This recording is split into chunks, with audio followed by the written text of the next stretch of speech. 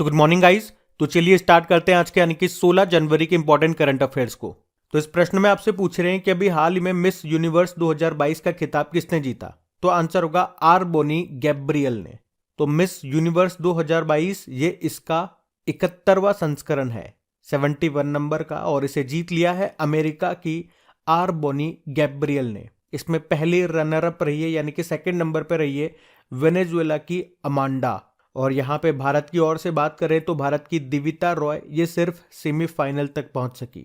लेकिन इससे पिछले वाला आपको याद होगा 2021 वाला, जो कि इसका 70वां संस्करण था, उसे एक भारतीय ने जीता था, भारत की हरनाज कौर संधू ने। तो अभी का याद रखना, 2022 का मिस यूनिवर्स का खिताब किसने जीता, जो कि 71 नंबर का है, आर बोनी गैब्रियल ने जीता है, ये अमेरिका से है। बाकी सरगम कौशल याद है, मिसेज वर्ल्ड 2022 का खिताब जीता। खुशी Patel miss India world wide 2022 का खिताब जीता। और सिनी शेट्टी फेमिना मिस इंडिया 2022 का खिताब जीता। अच्छा, मिस यूनिवर्स में अगर हम एक बार बात कर लें कि अभी तक भारत से कौन कौन जीती है और कब कब जीती है, तो सबसे पहले 1994 में सुष्मिता सेन विजेता रही थी। फिर सन 2000 में लारा दत्ता ने जीता था ये खिताब, और अभी 2021 में हरनाज कौर संधू ने जीता था। इसी तरह से अगर मिस वर्ल्ड में हम बात करते हैं तो पहली भारतीय कौन थी, रीता फारिया थी, 1966 में खिताब जीता था। और सबसे लास्ट में अभी 2017 का जीता था मानुषी छिल्लर ने। तो ये भी थोड़ा सा आप ध्यान रखना। हम बढ़ते आगे। और हाँ, आप ये लीजिए 15 जनवरी के डेली करंट अफेयर्स क्विज के रिजल्ट हमारे सामने आ चुके हैं। तो टॉप 5 स्टूडेंट्स की बात करेंगे तो फर्स्ट नंबर पर है साक्षी दीक्षित, कांग्रेचुलेशन साक्षी। सेकंड पे है सुधीर, फिर है अवधेश, फिर है माधुरी, और फिर है KM उपाध्याय। और अगर आप में से अभी तक कोई क्विज नहीं लगा रहे हैं तो मैं कहूंगा एक बार फिर से क्विज जरूर लगाइए। क्यों लगाइए? क्योंकि हम जो ये क्वेश्चन पढ़ रहे हैं ये तो आपको क्विज की फॉर्म में मिलेंगे, सही साथ में 5-6 क्वेश्चन में पुराने करंट अफेयर्स के भी ऐड कर रहा हूं, ताकि आपका पुराना भी साथ के साथ रिवाइज होता हुआ चले। डेली के अगर 5-6 क्वेश्चन आप पुराना भी रिवाइज कर रहे हो तो डेली के आप देख लो, तो धीरे धीरे 5-6 क्वेश्चन करके काफी कुछ आप रिवाइज कर लोगे। मुश्किल से 1 या 2 मिनट लगते हैं आपको क्विज लगाने में। बाकी PDF भी आपको वहीं पे मिल जाएगी। और सेशन अच्छा लगे तो इसे लाइक जरूर कीजिएगा, अभी तक नहीं करा तो कर दो लाइक, और अपने दोस्तों के साथ में शेयर कर दो। हम बढ़ते हैं आगे। फिर बताइए, अभी हाल ही में भारतीय सेना दिवस ये कब मनाया गया? तो आंसर होगा 15 जनवरी को। तो हर साल 15 जनवरी को ये आर्मी डे के रूप में मनाया जाता है। इस साल भारत इसका 75वां संस्करण मना रहा है। और इस साल सेना दिवस के उपलक्ष्य में पहली बार दिल्ली के बाहर बंगलुरु में परेड का आयोजन भी किया गया। क्यों मनाते हैं इस दिन को हम? तो 15 जनवरी 1949 को फील्ड मार्शल KM करियप्पा ये भारतीय सेना के पहले भारतीय कमांडर इन चीफ बने थे, इसीलिए। अच्छा, अंतिम ब्रिटिश कमांडर इन चीफ कौन थे? फ्रांसिस राय बुचर थे। और आपको याद हो तो अभी हमने पढ़ा था कि जब ये KM करियप्पा ये रिटायर्ड हुए थे, वो दिन था 14 जनवरी का। इसीलिए तो 14 जनवरी को हम सशस्त्र बल भूतपूर्व सैनिक दिवस यानी कि आर्म्ड फोर्स वेटरन डे के रूप में मनाते हैं। KM करियप्पा की बात करें तो फील्ड मार्शल की 5 स्टार रैंक रखने वाले केवल 2 भारतीय सेना अधिकारियों में से ये एक थे। तो फिर दूसरे फील्ड मार्शल कौन थे? सैम मानेकशॉ। अच्छा, जनवरी में कौन कौन से डे मनाए आपने?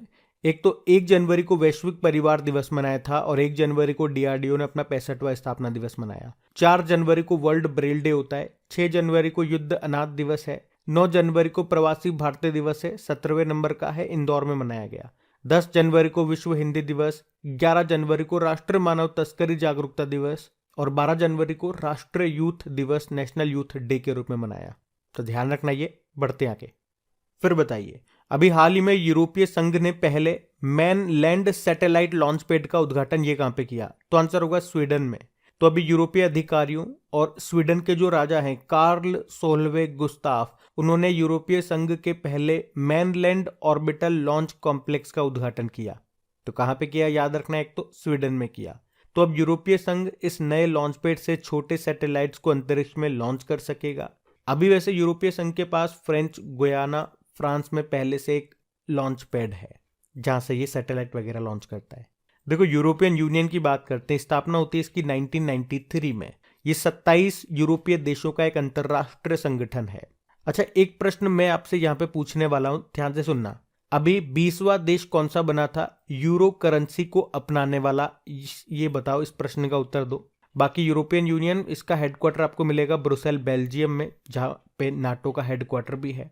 यूरोपीय आयोग के अध्यक्ष प्रेसिडेंट कौन है? Ursula von der Leyen. और आप जानते हो यूरोपीय संघ की संसद की अध्यक्ष कौन है? रॉबर्टा मेट्सोला, जो कि माल्टा से है। आपको याद है कि अभी कौन से देश ने 2023 के पहले 6 महीने के लिए यूरोपीय संघ परिषद की अध्यक्षता संभाली है? तो उसका भी आंसर होगा आपका स्वीडन।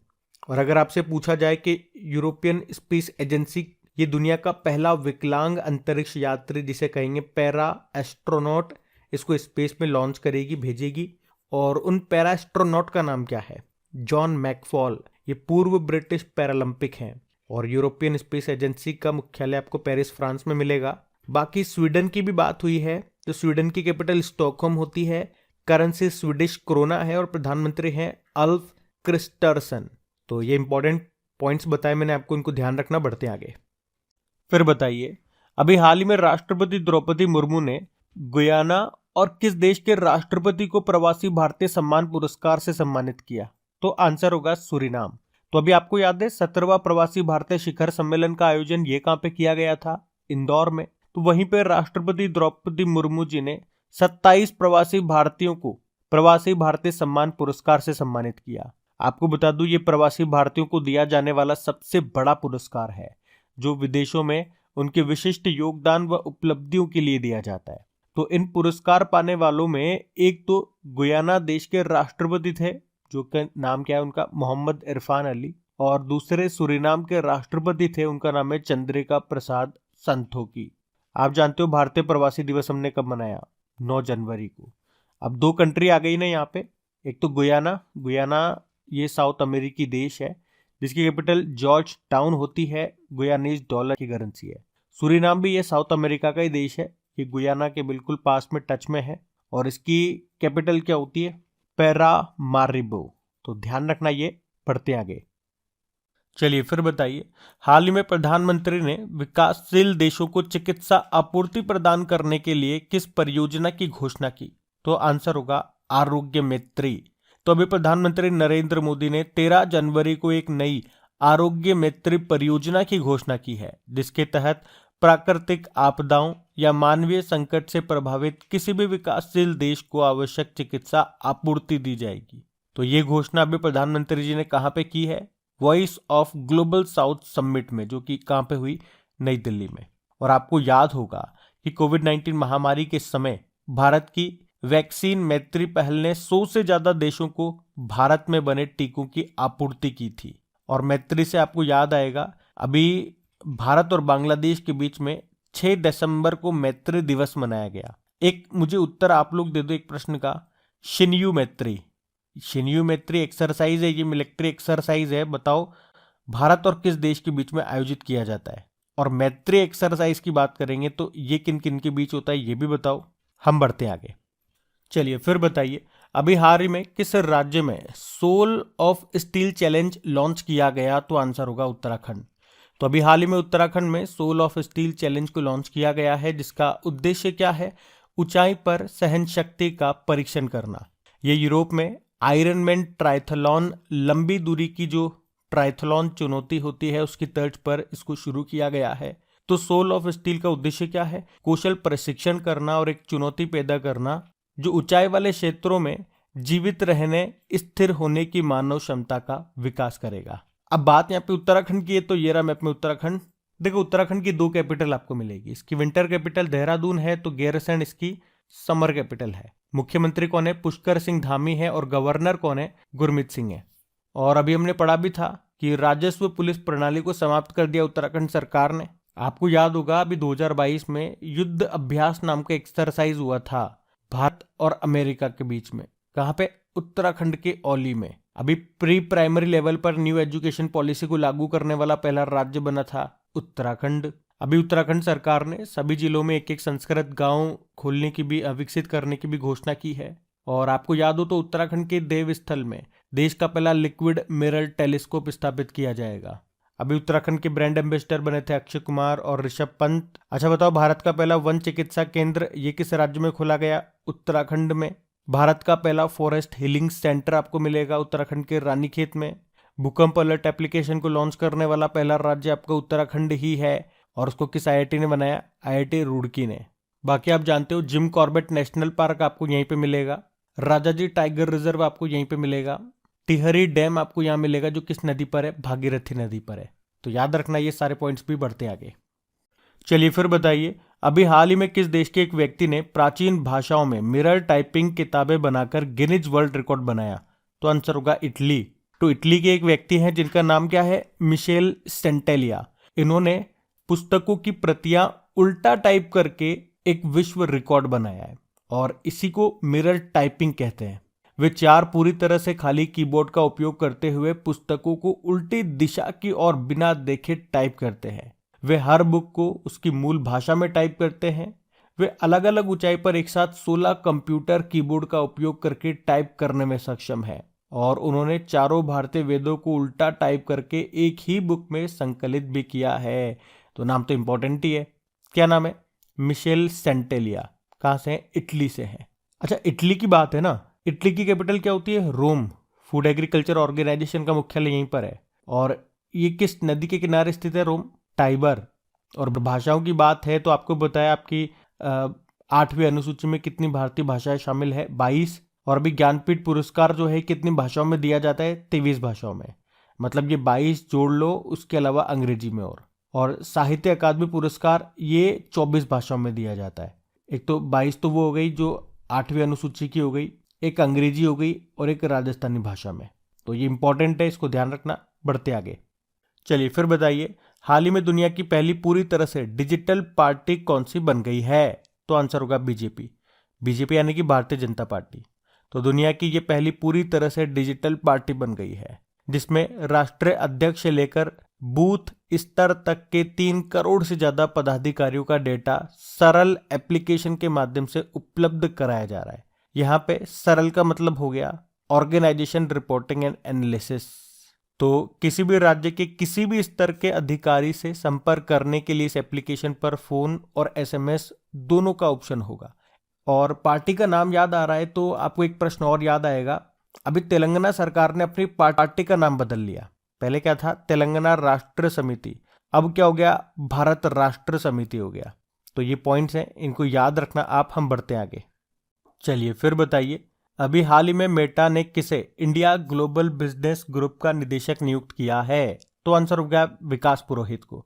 तो अभी मेटा इंडिया ने विकास पुरोहित को भारत में अपने व्यापार परिचालन के लिए ग्लोबल बिजनेस ग्रुप का निदेशक नियुक्त किया। बाकी आप जानते हो मेटा ये फेसबुक का नाम बदल के मेटा कर दिया गया था। फेसबुक की स्थापना होती है सन 2004 में। फाउंडर और सीईओ मार्क जुकरबर्ग है। इसका मुख्यालय आपको मिलेगा कैलिफोर्निया यूएस में। बाकी एशियाई प्रशांत डाक संघ के महासचिव बने थे doctor Vinay Prakash Singh. National highways authority of India के अध्यक्ष बने संतोष कुमार यादव। और food safety and standard authority of India, इसके सीईओ बने गंजी कमलावी राव। तो ये भी ध्यान रखना। बढ़ते आगे। अच्छा, इसी तरह से आपको याद होगा कि अभी किसे प्रतिष्ठित गोल्डन पिकॉक अवार्ड 2022 से सम्मानित किया गया? तो आंसर होगा जिंदल स्टील एंड पावर ने। तो अभी स्टील कंपनी है ये जिंदल स्टील एंड पावर, जिसको स्टील सेक्टर में कॉरपोरेट सामाजिक उत्तरदायित्व गतिविधियों में उत्कृष्टता के लिए प्रतिष्ठित गोल्डन पिकॉक अवार्ड 2022 से सम्मानित किया गया। अच्छा, अगर बात करें कि स्टील के उत्पादन में भारत कौन से नंबर पे आता है, तो दूसरे नंबर पे आता है। पहले पे चाइना है। अभी आपको याद होगा कि देश के स्टील मैन के नाम से मशहूर थे जमशेद जे ईरानी, इनका निधन हो गया। बताओ किस राज्य में देश की पहली स्टील सड़क का निर्माण किया गया? तो आंसर होगा गुजरात में। और दुनिया का पहला 3D प्रिंटेड स्टील ब्रिज का उद्घाटन किया गया था नीदरलैंड के कैपिटल एम्स्टर्डम में। वर्ल्ड स्टील एसोसिएशन के चेयरमैन बने थे सज्जन जिंदल। और अगर पूछे ना कि दुनिया का पहला जीवाश्म मुक्त स्टील, ग्रीन स्टील यानी कि कोयले को यूज किए बिना जो स्टील बनाया है, वो स्वीडन की एक हाइब्रिड कंपनी है उसने बनाया है, और उसको सबसे पहले बेचा है वोल्वो ग्रुप को। अच्छा, अब आपको बताया हम कल के करंट अफेयर्स का क्विक रिवीजन करेंगे, उसके बाद होमवर्क क्वेश्चन देखेंगे और सेशन एंड करेंगे। तो आपसे पूछा था सशस्त्र बल भूतपूर्व सैनिक दिवस, आर्म्ड फोर्स वेटरन डे हमने मनाया 14 जनवरी को। फिर बताओ, ऑनलाइन गेमिंग के लिए भारत का पहला उत्कृष्टता केंद्र कहाँ पे स्थापित किया जाएगा? मेघालय की कैपिटल शिलोंग में। फिर बताइए, 1 अप्रैल 2023 से पेट्रोल में कितने प्रतिशत इथेनॉल मिलाया जाएगा? तो आंसर होगा 20%। फिर बताइए, वर्ष 2022 में पहली बार वैश्विक इक्विटी कैपिटल मार्केट में शामिल भारत कौन से स्थान पर है? तो आंसर होगा 5वें स्थान पे, टॉप पे चाइना है। फिर बताइए, अभी जनवरी 2023 में किसी विदेशी परियोजना पर तैनात होने वाली बॉर्डर रोड ऑर्गेनाइजेशन की पहली महिला अधिकारी कौन बनी है? तो आंसर होगा सुरभि जखमोला। फिर बताओ, अभी किसने स्काई हॉक नाम का भारत का पहला 5G सक्षम ड्रोन डेवलप किया? तो आंसर होगा IG ड्रोन ने। अब आपको बताना है, IT की एक प्रमुख कंपनी है कॉग्निजेंट, इसने किसे अपना CEO बनाया? रवि कुमार को। अब बताओ, शरद यादव का निधन हो गया, वे कौन थे? पूर्व केंद्रीय मंत्री थे ये। अब बताओ, अभी किस मंत्रालय ने समुद्रयान मिशन को शुरू किया? तो आंसर होगा पृथ्वी विज्ञान मंत्रालय। और इसमें समुद्र के अंदर जो विमान जाएगा या वाहन जाएगा उसका नाम याद रखना, मत्स्य है। अब बताओ, अभी सरकारी नौकरियों में महिलाओं को 30% आरक्षण किस राज्य में दिया गया? तो आंसर होगा उत्तराखंड। अब बात करेंगे कल के वीडियो में पूछे गए प्रश्न के उत्तर की। तो कल के वीडियो में क्या पूछा था कि ऑक्सफोर्ड के द्वारा वर्ष 2022 के लिए किसे वर्ल्ड ऑफ द ईयर चुना गया? तो आंसर होगा गॉबलिन मॉड को। आप सभी ने प्रश्न का बिल्कुल सही उत्तर दिया है। और एक बार फिर से आपको याद दिला दूं गाइज, अगर अभी तक वीडियो को आपने लाइक नहीं किया तो लाइक जरूर कीजिए, और अपने दोस्तों के साथ में या जो भी आपका स्टडी ग्रुप है वहां पे एक बार प्लीज इस वीडियो को शेयर जरूर कर देना। आपकी प्रैक्टिस के लिए इनका क्विज बना करके अपलोड कर दिया गया आपके क्रैक एग्जाम एप्लीकेशन पे, वहीं पे इनकी फ्री PDF भी आपको मिल जाएगी, जिसका लिंक नीचे डिस्क्रिप्शन बॉक्स में है क्रैक एग्जाम एप्लीकेशन का। अब ये रहा आज का आपका होमवर्क प्रश्न।